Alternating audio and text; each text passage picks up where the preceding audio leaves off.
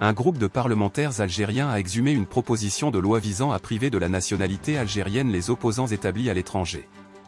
Le texte reprend presque mot pour mot une initiative similaire présentée il y a 4 ans par des députés appartenant à la même majorité gouvernementale.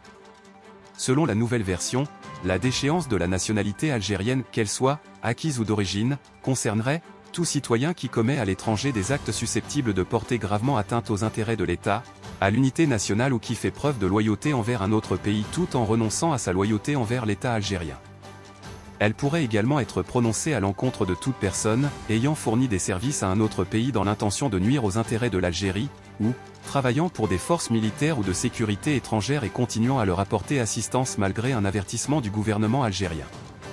L'écrivain franco-algérien Boualem Sansal, détenu en Algérie depuis le 16 novembre 2024, est ainsi accusé d'atteinte à la souveraineté nationale, pour avoir affirmé que le Sahara oriental est marocain. Cette relance du projet de loi apparaît comme une riposte des autorités algériennes face au refus répété de plusieurs pays européens d'accéder à leurs demandes d'extradition visant des figures de l'opposition installées sur le vieux continent et notamment en France, où nombre d'entre elles bénéficient du statut de réfugiés politiques. La dernière requête dans ce sens connue concerne Abdelkader Djeddi, ancien sénateur ayant fui vers l'Espagne pour échapper à la prison. Il est poursuivi pour avoir défendu le droit des habitants du sud du pays à bénéficier des revenus tirés des ressources pétrolières et gazières locales.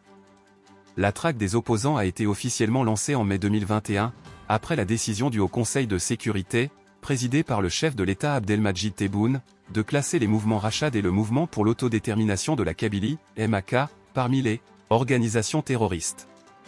Les deux formations, qui revendiquent des moyens pacifiques, nient toute implication dans des activités violentes. Les autorités algériennes les accusent toutefois d'agir comme agents du Maroc et d'Israël.